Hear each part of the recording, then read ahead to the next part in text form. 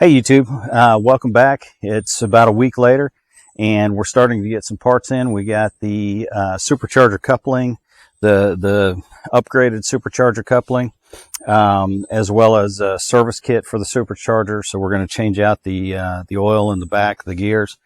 And we've also got the delete kit for the symposer. We'll take a look at that and hopefully get that on. We are waiting on the PCV valves that go in the back on the right hand side of the engine, and it's much easier to do them with the supercharger out. So we'll do a little bit on the supercharger, but we're gonna go ahead and wait for that. We got time. There's no need to rush it at this point. So let's get to it with the supercharger. So here we are with the supercharger. You can see there's locating pins on the bottom. Those go into the top of the block, and then we've got our this is where the supercharger coupling will go, and then we've also got got some Eaton synthetic supercharger oil that goes in the gearbox back here for 001 60 550. Eaton is the OEM supercharger. We also got a giant syringe that's to in a tube that's to put the oil back in the back of the supercharger. This is the upgraded coupling. It's supposedly oil filled nylon or something. I don't fully understand that, but it's supposed to be a much better deal in terms of thickness and no clunking, so that's good. And then we've got the kit. This little kit was like $60. This is the symposer delete kit. This will go on the back of the intake plenum and block that off. And then I think you plug off a little vacuum line. So this part is probably to cap off the hole in the firewall. I don't have that. My symposer just came up and it was wide open to the atmosphere. So I don't think I need this part, but we've got the rest of the parts. We gotta clean this off and then apply a new bead of RTV in here. So we'll I'm not going to bore you with cleaning RTV. I'll be back in a minute. All right, so we did a little bit of cleanup with our gasket scraper and some Scotch-Brite. I also cheated a little bit and used a brass wire wheel. The brass is softer than the steel, the mating surfaces, and so it really doesn't scratch. Oddly enough, this thing on the back is a 3/16 Allen. So we'll take this out,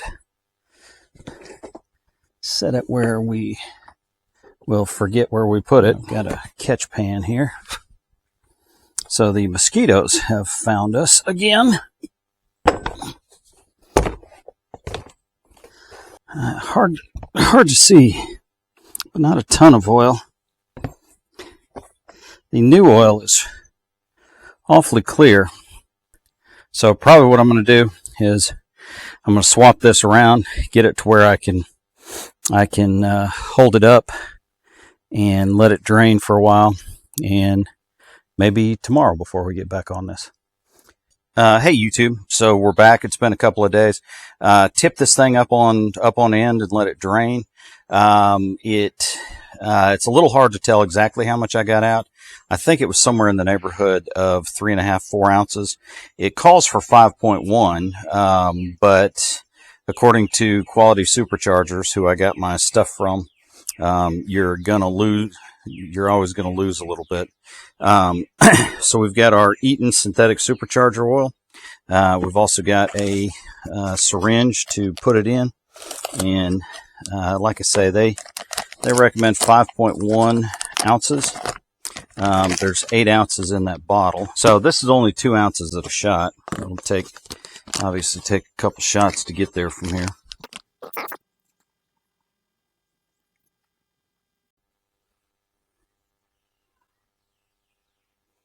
All right, so the first 2 ounces going in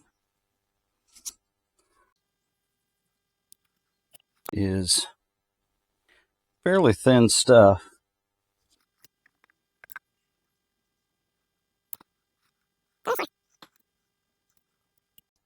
That will be 4 ounces. Now, is it starting to leak out? Or was that me just pulling the straw out? Now, it's a little bit darker, which means we didn't drain everything, but that's not terribly surprising with the design of this.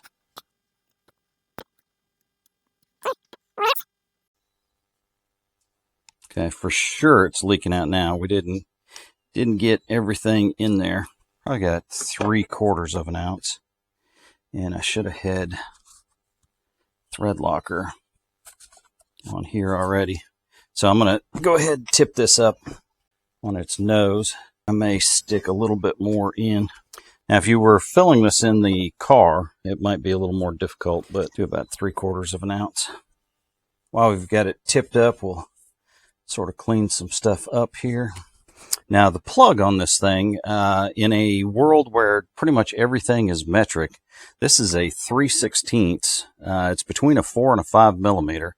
I don't know if you had a 4.5 millimeter Allen, it would probably be just about right. I don't think there's any reason not to put a little bit of blue Loctite on it.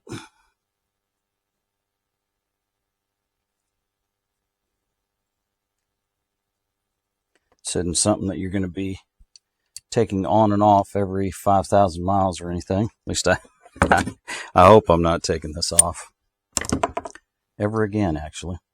So 3/16. No idea on the torque, but I'm going to say click, click.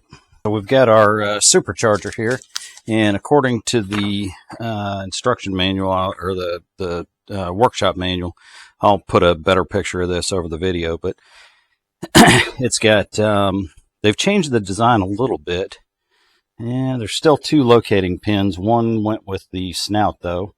But there is a difference. You can't see it because of the camera angle, but this shows a bolt inside the neck, and we don't have that. So we've only got 7 bolts, whereas this one has 8.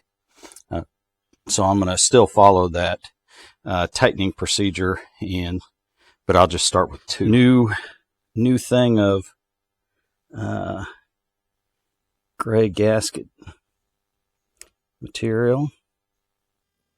Now, there's no oil or anything in here, so I think this is mostly a dust seal.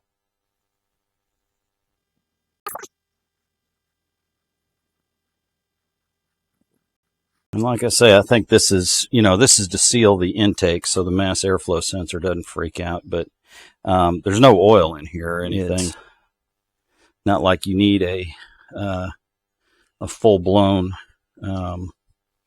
gasket on there.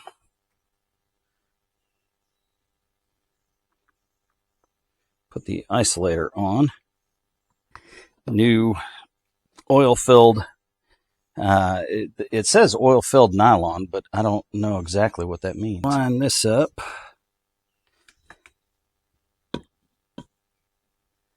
There, that is on the top. And the 2 locator pins are in. And like I said, I'm going to start with number 2. It was this guy down here. I'm just going to run these up. I've got the torque wrench out.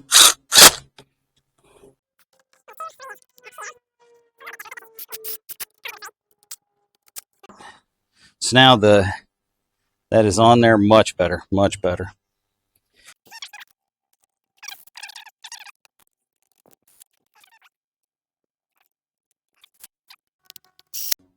And 8.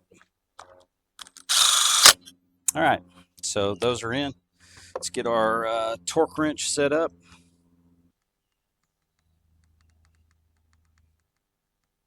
.27 Newton meters. 1 was inside, number 2 down here.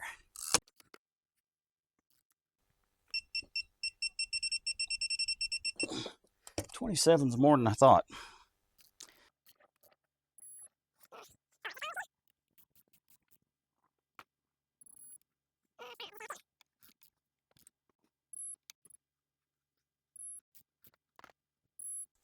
and 8.